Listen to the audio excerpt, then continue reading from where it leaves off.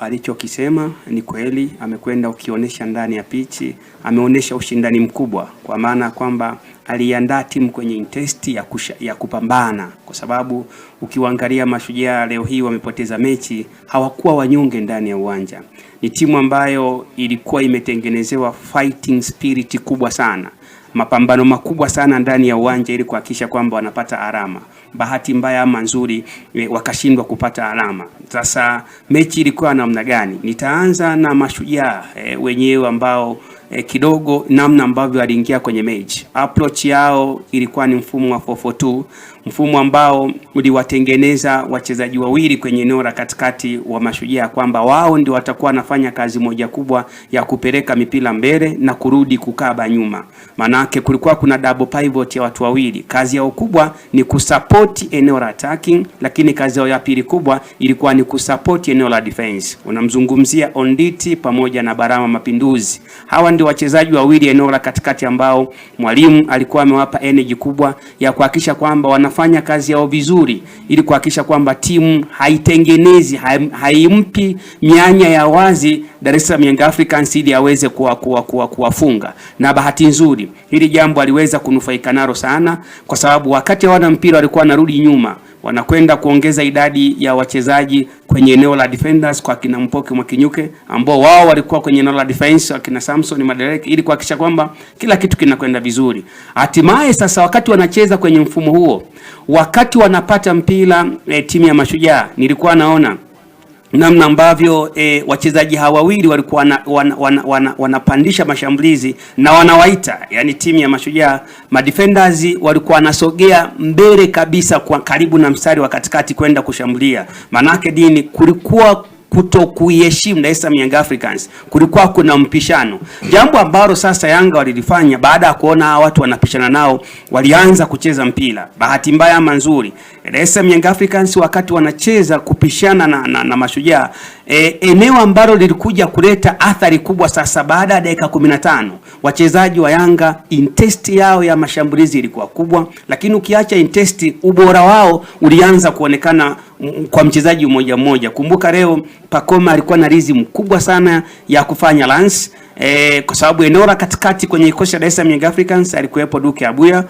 alikuwa amesimama pamoja na Mdathiri. Wakati huo unamuona Alan Okelo, Pakome, bila kumsahau Prince Dube wakimaliza kule mbele. Lakini namna ambavyo Yanga walikuwa wanatoka eneo la katikati kwenda mbele, walikuwa wanatoka kwa speed sana, jambo ambalo lilipelekea ndani ya dakika 15 kwa sababu Mashujaa walikuwa wanarudi wengi nyuma, wakawa wanafanya faulo za hapa na pale ambazo kwao zilikuwa zinawatengenezea mazingira magumu sana na wangeweza kufungwa. Bahati nzuri tukaona faulo ambayo ilitokea, mpira ambao ulikuwa ni wa kawaida kwa sababu walikuwa narudi wote kwenye compact, wakafanya faulo within dakika 15 mpaka dakika 16 17. Alan Okelo akaenda kuicheza ile faulo, haikuweza kuingia kwenye kimia kwa sababu ni mazingira ambayo wao walikuwa compact sana kwenye kujilinda, manaka wa kuiruhusu Yanga ipate nafasi. Of course wakaendelea kucheza vile, wameendelea kucheza kwenye mpango kazi wa kulinda wachezaji 8, washambuliaji wawili mbele timu ya Mashujaa.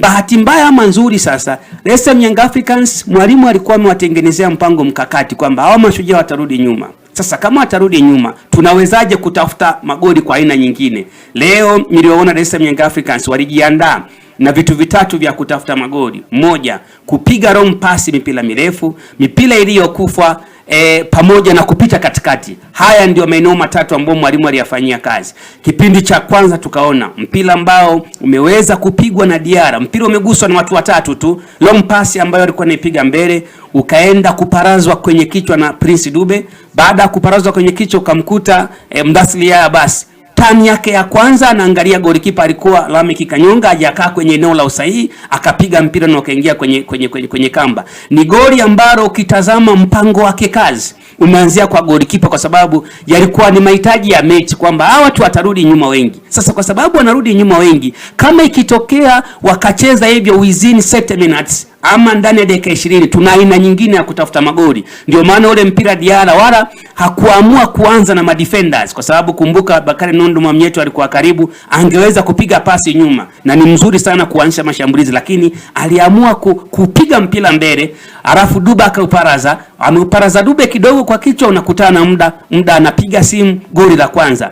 Bado Yanga wakaendelea kupush. Bahati mbaya ama nzuri, baada ya kufungwa goli Mashujaa, niliwaona wachezaji karibu wengi sana walianza kurudi nyuma kwa kuhofia kwamba wasiwezi kufungwa magoli mengi ili kupunguza idadi ya magoli. Kipindi cha kwanza ikaisha, tukaenda kipindi cha pili, bado wakakaa kwenye mpango wa kazi. Lakini moja ya kitu ambacho nilikiona alikifanyia kazi kipindi cha pili ni kuhakikisha kwamba watu wanaocheza pembeni, kwa maana Alan Okello pamoja na Pacome, wasipate nafasi nyingi sana za kutengeneza ambazo zinaweza zikawaumiza. Walibana sana kwenye flanks. Niliona kulikuwa kuna clearance kubwa sana walikuwa wanazifanya, commitment ya hali ya juu. Kwa mara ya kwanza unamuona Alan Okello anafanywa substitution, anatoka, ni kwa sababu ya namna ambavyo eneo lilivyokuwa anacheza, walikuwa wampi nafasi ya mara kwa mara ambayo angeweza kupata magoli. Anatolewa sabu, lakini bado Pacome akaendelea kuwepo kwa kuhakikisha kwamba anahanikiza. Umeona makosa ya kipindi cha pili mwishoni wanayafanya. Goalkeeper ametoa save 2 ya 3 kwa sababu mabeki wa timu ya Mashujaa walikuwa undefensive organization, jambo ambalo limeweza kuwafanya wakaweza kuruhusu goli la pili. Ni makosa ya kiufundi ambayo Yanga waliyafanyia kazi, kwamba hawa kama wanarudi wengi nyuma tutawashambulia sana kwa kasi. Tukiwashambulia kwa kasi watafanya makosa binafsi. Kama hawatafanya makosa binafsi, watafanya makosa ya kitimu, kwa sababu tunayo makosa mawili kwenye football. Tuna individual mistake, lakini pia tuna corrective mistakes, kwa maana kwamba timu inafanya makosa ya pamoja. Leo hii ukijaribu kutazama haya magoli, Yanga wamewafunga Mashujaa magoli mawili, ni magoli ya kitimu, ni corrective mistake, kwa sababu madefenders walikuwa hawakuti kwenye eneo sahihi. Yani mpira mpaka mpigaji anakwenda kupigwa, hakuna aliyekuwa na mkaba. Goli la kwanza, kwa sababu kumbuka goli la kwanza limepita kwa watu wawili watatu wanafunga goli. Goli la pili, goalkeeper amefanya saves, akafanya tena saves, lakini bado madefenders wote walikuwa wanamtazama Rameki Kanyonga kama angeendelea kufanya ushujaa wa kuweza kufanya saves. Unamkuta mpira kapteni Bakari Nondo Mwamnyeto akiwa peke yake anauweka kwenye kimia. Maana yake ni makosa ya kimfumo ya namna ya kujilinda.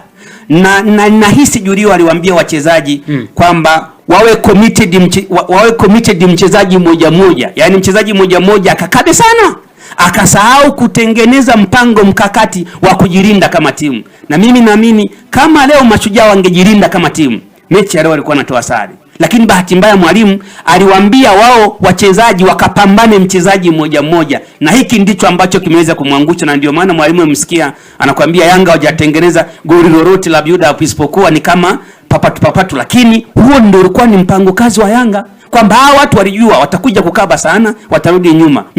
Tunapiga mipira mirefu, tunapiga pembeni, lakini pia tunapiga kwenye mpira iliyokufa. Kama watakaa vizuri tunawafunga. Of course, pointi 63 kileleni, on the top, bado mechi 4. Kuna dalili njema sana kwamba wananchi wanaweza kuwa mabingwa tena msimu kwenye ligi Tanzania bara. Kwako Fabian, unadhani pengine ni wapi Mtibwa Sugar